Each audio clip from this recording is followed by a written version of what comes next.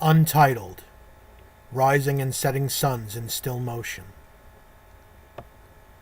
First horizon, Yang. Hoary foam pours in churning crests across the dune sea.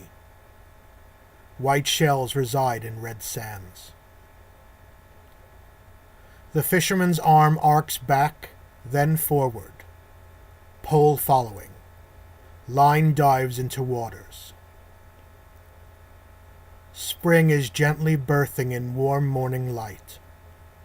The surf is chill in winter's still memory.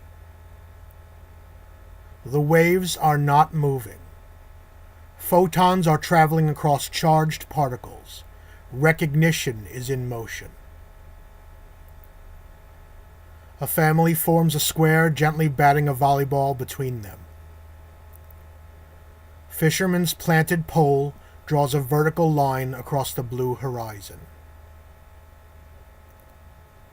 On roiling seas, distant ships appear stationary. Another trio lounge on beach chairs, listening to Marley. Rippling banners trailing behind seaplanes seem to stand in place. It is neither banner nor wind, but consciousness in motion.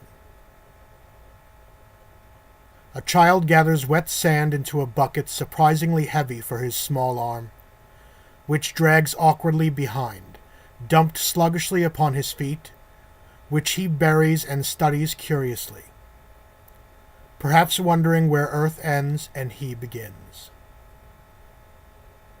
Fisherman pulls a shining fish from shimmering waters, wrestles the hook from its mouth, and places it in a covered pail. I observe in lotus, try to see the unseen, hear the unheard. I am infused with breath and light. Shadows of a wind-blown pennant fall over me. An infant tugs with irritation at a bright white bonnet tied to shade her tender flesh, wrapped in mother's arms. The laughing of seagulls is not diminished as a fish, starved of breath and light, thrashes and falls still. All I see is sacred geometry, and amidst everything, we are the true scene. And all I see is the sun rising in still motion. Second horizon, Yin. MC takes the stage as the evening's opening mic commences, in rounds of silence, pause, and applause. A couple of poetry pimps, likely working the local circuit, recite with practiced guile. Eyes glide across those gathered, worshipping their reflection. A couple of awkward, bookish types, reading concisely penned lines from printed sheets, without meter or evoking genuine feeling. Edgy kid vents the stigma surrounding homosexuality with pain's passion, moves me. Close my eyes, soak in the dark which swells in the open air.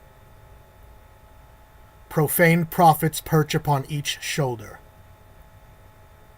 One speaks of the madness of pain, the other of its ecstasy, and though these are the same message gathered upon sheaves, are held in divisive contention,